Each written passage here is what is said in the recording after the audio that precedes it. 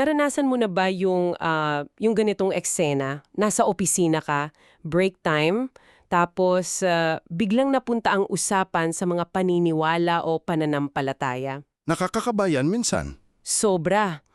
Tapos may isang katrabaho na biglang nagtanong sa'yo tungkol sa kung ano ba yung pinapaniwalaan mo at bakit. Tapos bigla kang natigilan, di ba? Kasi isipin mo agad na, Hala, wala yata akong sapat na theological background para sagutin ito. O kaya baka may iba to siyang mahirap na tanong tapos mapahiya pa ako. kasi hindi ka naman magaling makipag-debate eh. Oo, yun nga. At kung pamilyar sa'yo ang kaba na yan, yung pakiramdam na kailangan mo munang maging isang dalubhasa bago ka magsalita, hindi ka nag-iisa. Totoo yan. Kaya ngayon, gagawin natin ng isang malalimang pagsusuri sa isang nakakabighaning text. Ang titulo nito ay 008, The Power of Personal Testimony, PDF.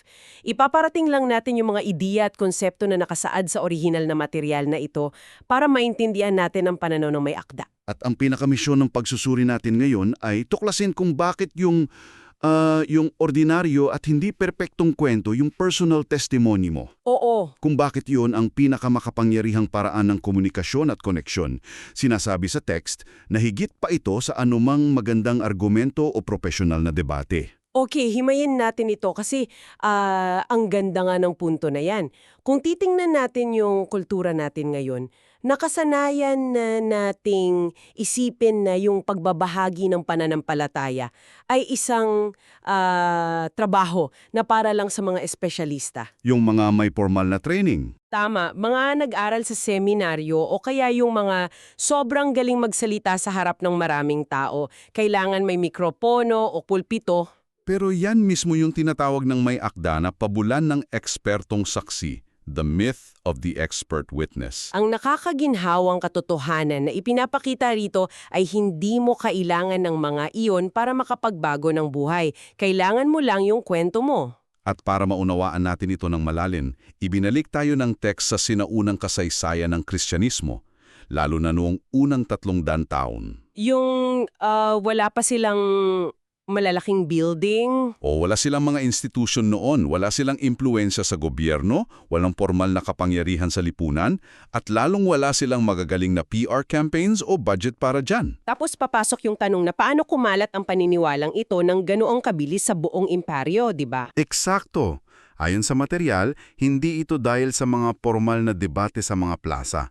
Kumalat ito sa pamamagitan ng tinatawag na relational proximity. Relational proximity. Ibig sabihin, nangyari yung pagpasa ng mensahe sa mga hapagkainan? Sa mga palengke, Oo, sa mga palengke at sa mga lugar kung saan nagtratrabaho ang mga ordinaryong tao. Kwentuhan lang. kumalat ito dahil may mga simpleng tao na nagkukwento lang ng mga personal nilang karanasan sa kanilang mga kaibigan at pamilya. Diyan ako napaisip talaga.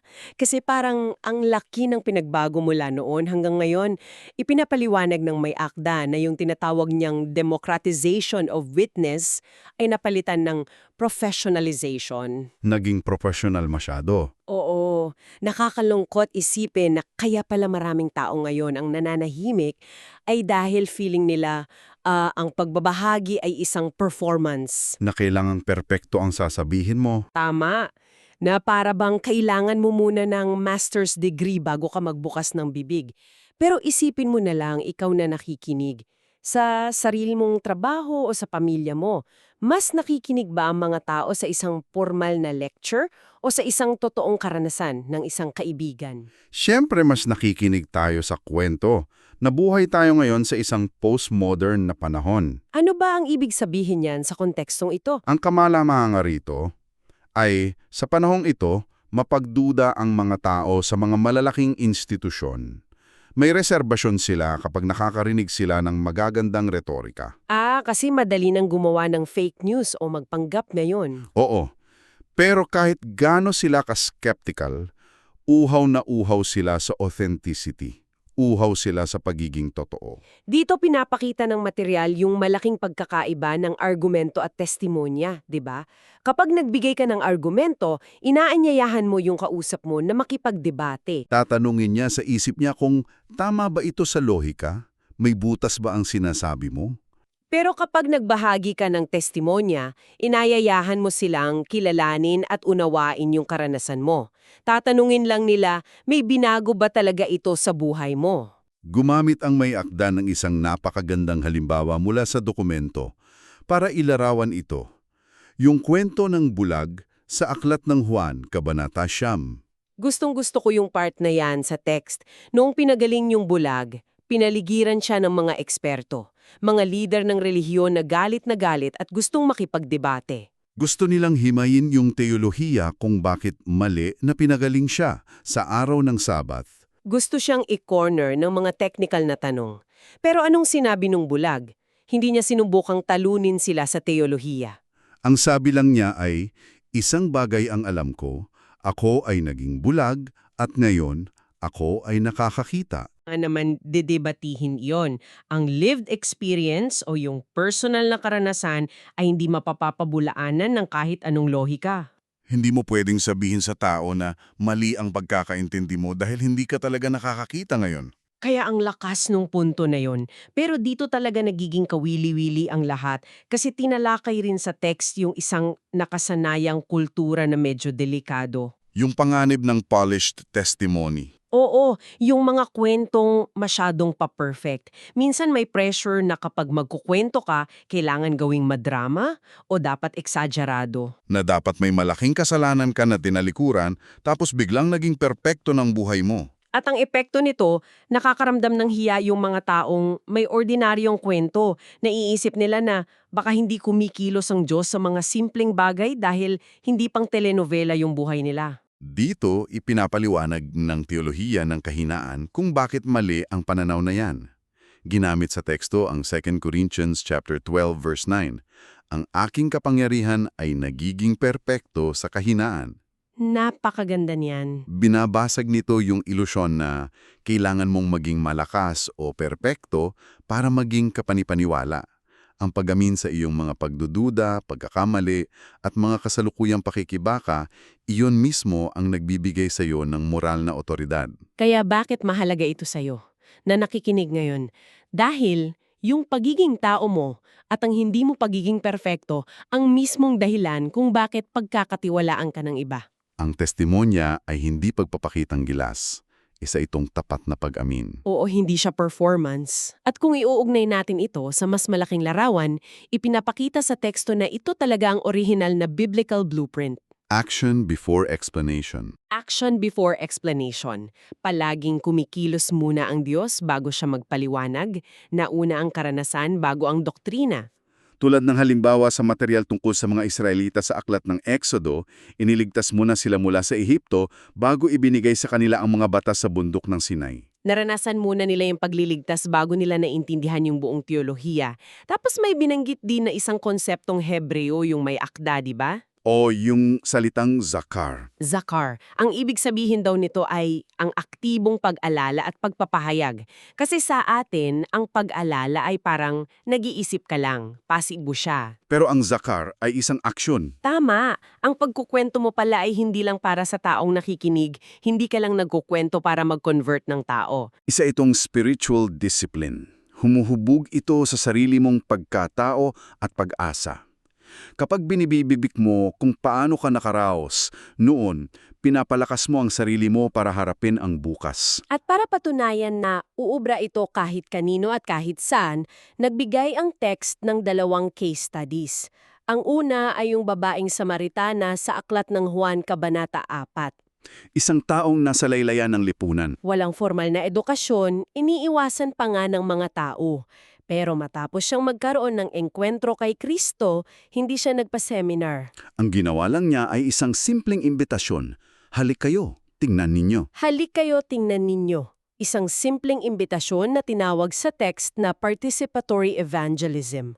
At nagpabago ito sa isang buong nayon. Ang ikalawang case study naman ay makikita sa kabilang dulo ng spectrum. Si Pablo sa harap ni Haring Agripa. Ito ay mula sa Aklat ng Mga Gawa, Kabanata 26. Kung yung Samaritana ay sa mga ordinaryong tao nakikipag-usap, si Pablo dito ay nasa harap ng kapangyarihan at politika. Mga mataas na opisyal at pilosopo. Pero hindi rin siya nakipag-debate gamit ang pilosopiya. Ginamit niya ang personal niyang kwento. Yung buhay niya noon, ang mismong engkwentro niya, at yung buhay niya ngayon.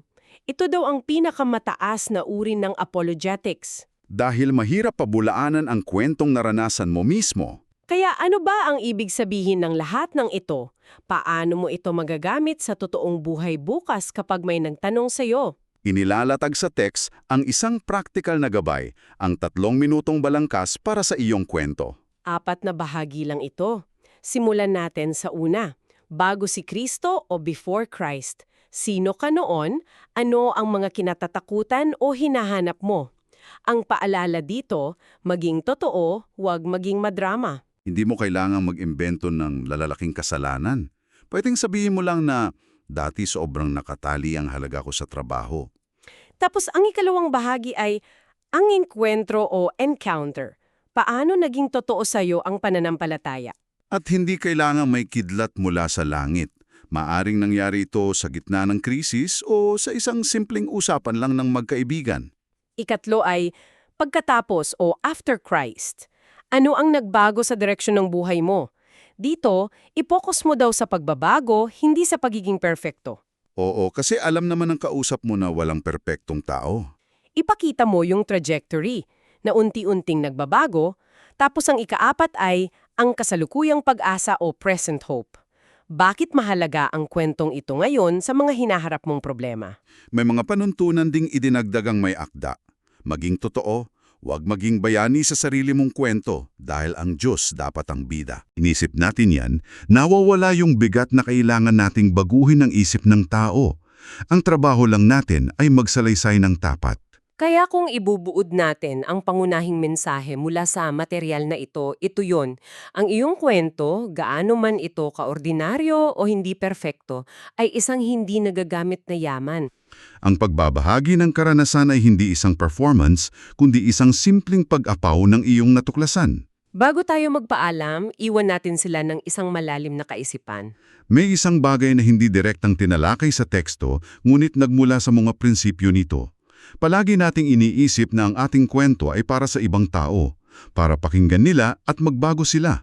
Ngunit paano kung ang taong pinakamangangailangan marinig ang iyong totoo at hindi perpektong kwento ay ikaw mismo?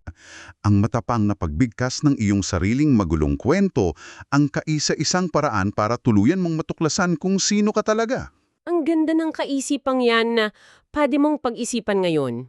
Na sa bawat pagkukwento mo, binubuo mo rin ang sarili mo. Maraming salamat sa pagsama mo sa aming malalimang pagsusuri. Patuloy ka sanang maging mausisa at huwag matakot na ibahagi ang totoo mong kwento. Hanggang sa muli.